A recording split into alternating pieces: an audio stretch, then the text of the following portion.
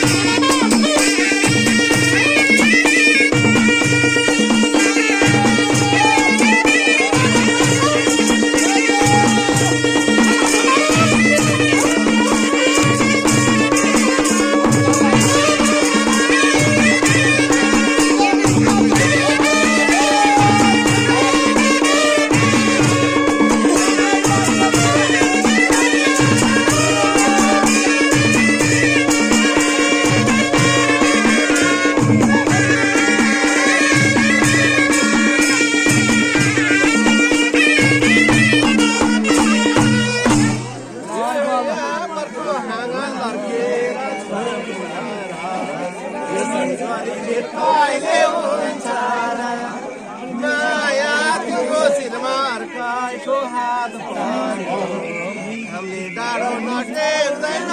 पायो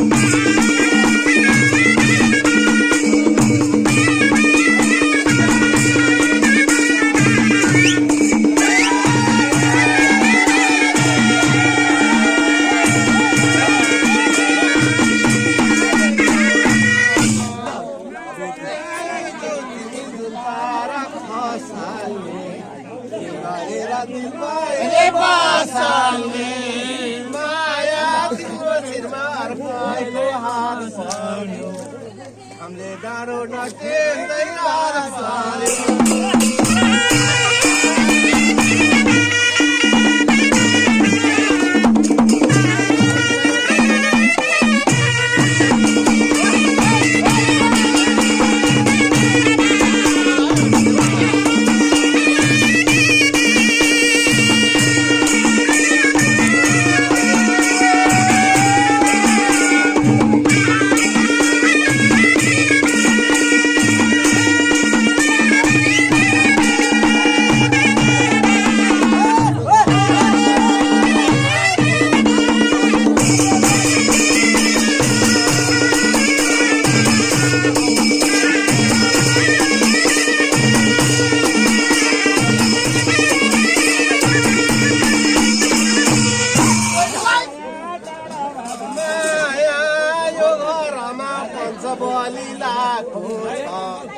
हामीलाई पनि रमाइलो भएको छ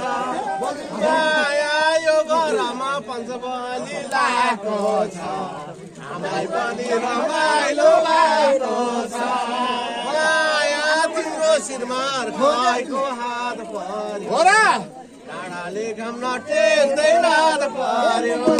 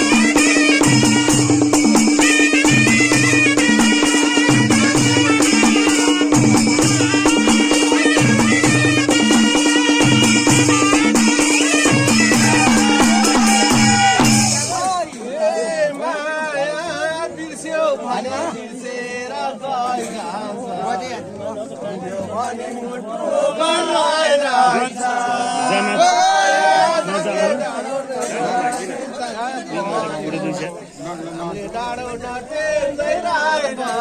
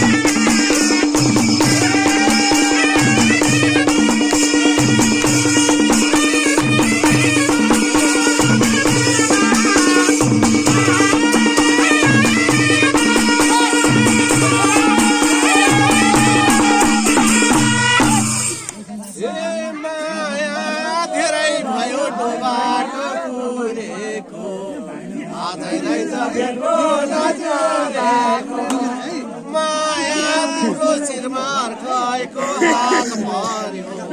हामीले डाँडो नटेर्दै रात पर्यो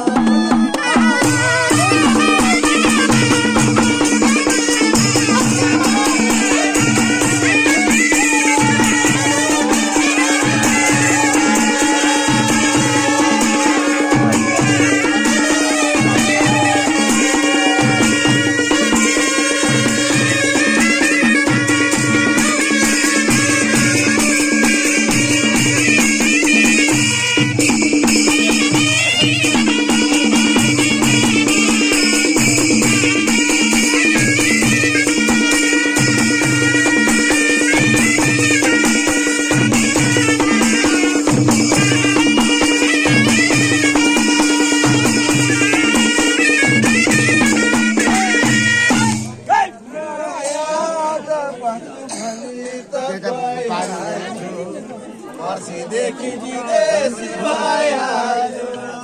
माया तिम्रो शिरमार खएको हात पर्यो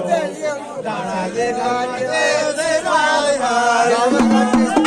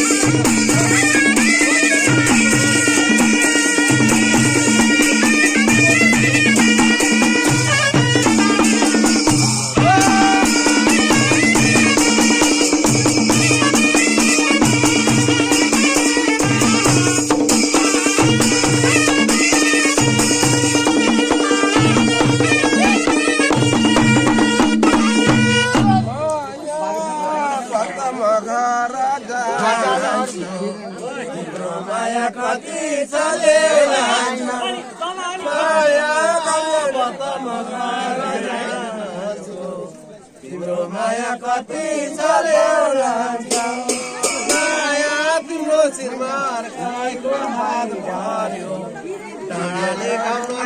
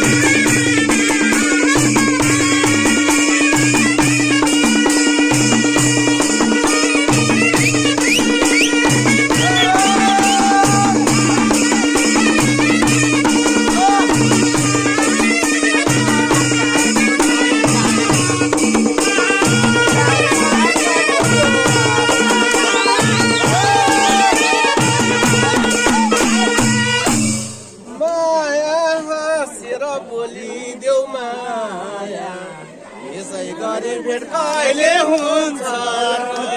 माया तिम्रो शिरमा अर्काइको हात पर्यो डाँडाले गाउन देख्ने रात पर्यो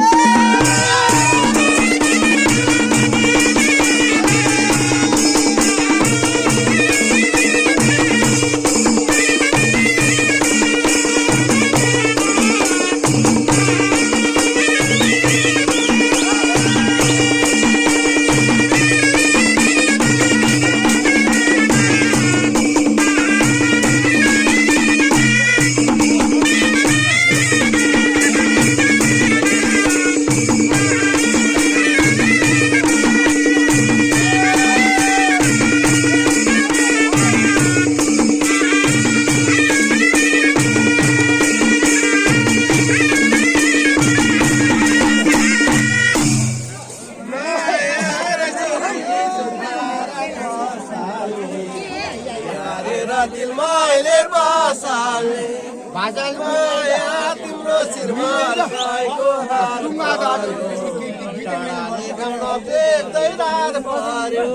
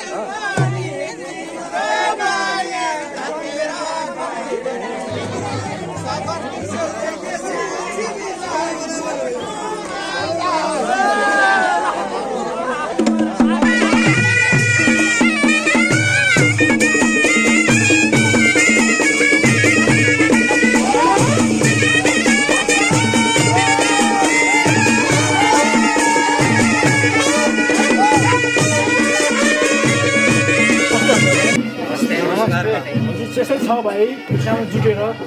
पञ्चौली लाउनु भयो यो कुनै भाकल थियो कि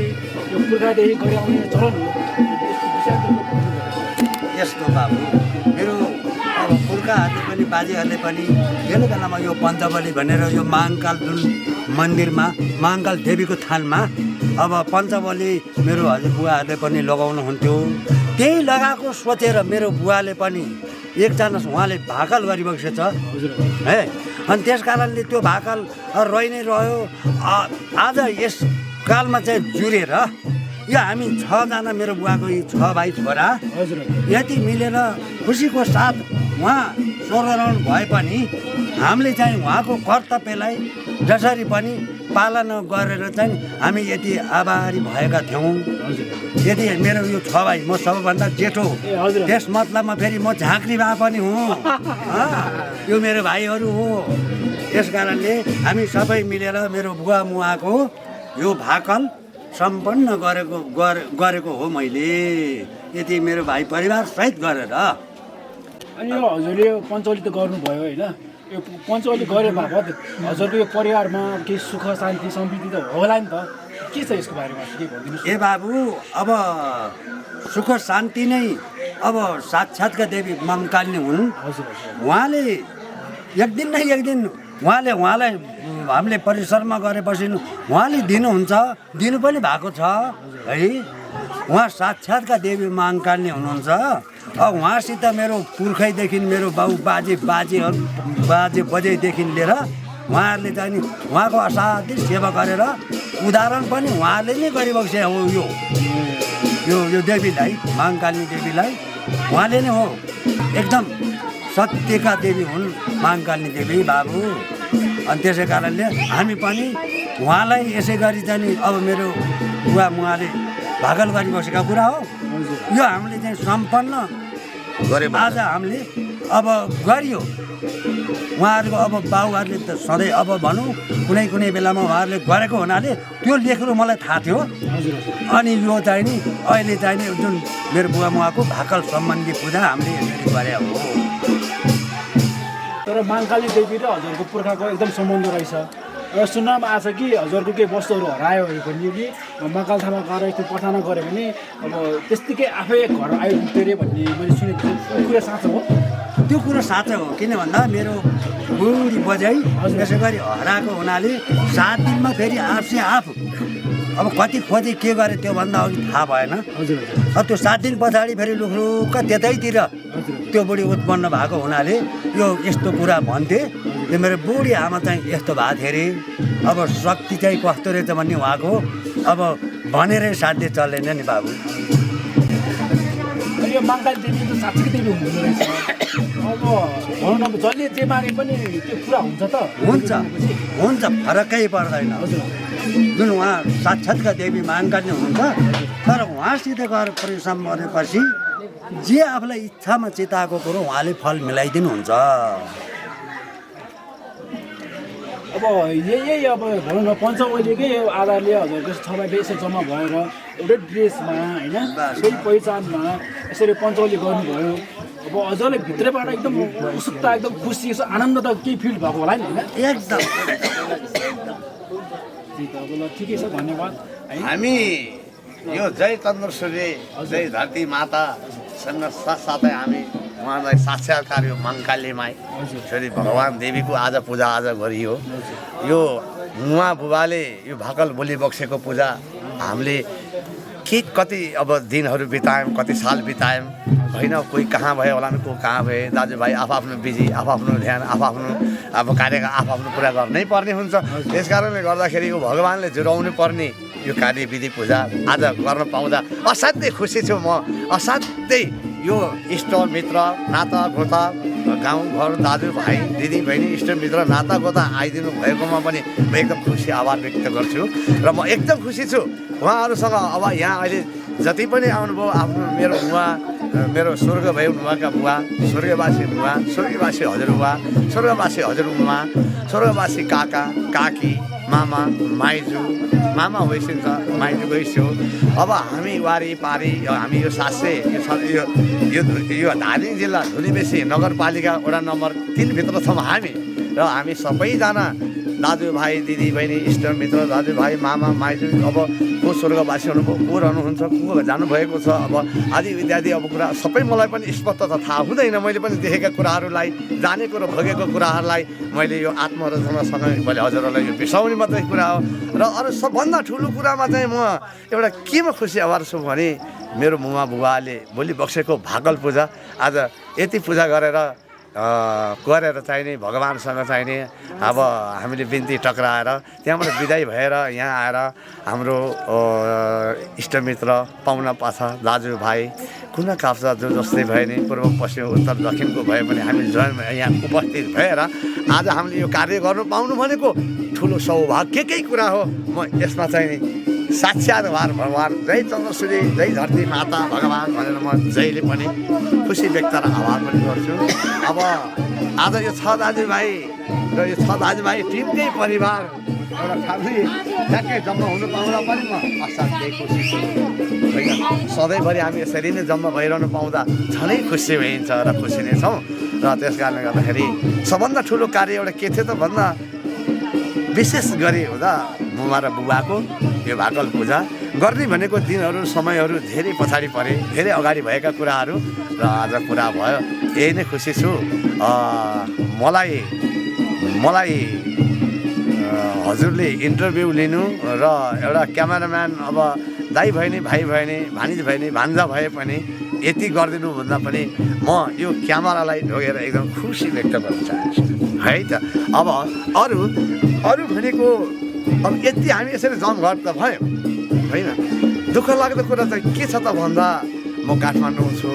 हाम्रो साथीभाइ दाजुभाइ गाउँहरूमा छन् कसको छोरा कहाँ छन् कसको छोरी कता छन् कसको नाति कता छन् कसको पलातिनी कता छन् छैन अब यो पनि हामीले भेटघाट गरेर जानकारी लिन नपाउनु अलिक दुःखको कुरै नै हो यो कार्य गर्दाखेरि भेट हुनु ठुलो सुखकै कुरा खुसीकै कुरा हो त्यस कारणले गर्दाखेरि मेरो जेठो दाइ मेरो माइलो भाइ साइलो भाइ यो काइलो भाइ खाइलो भाइ यो कान्छा भाइ मेरो कान्छा भाइ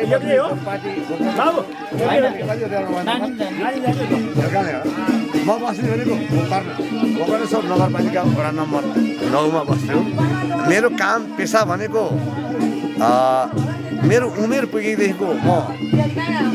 बाह्य विमान चाहिँ होइन म भूमि विमान चालक दलको सदस्य म निरन्तरता म यात्रुको म सेवा गर्छु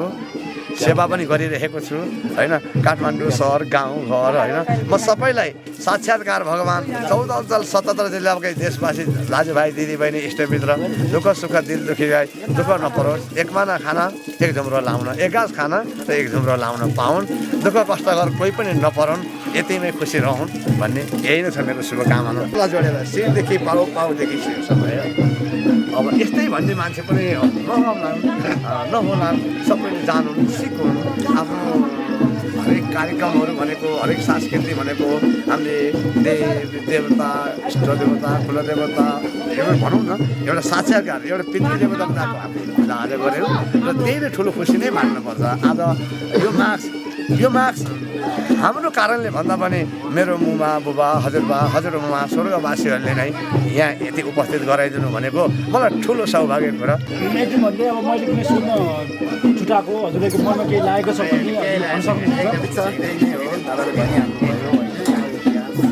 अब हामी यहीँकै सबै कुरा यही नै हो यही थाहा नै छ होइन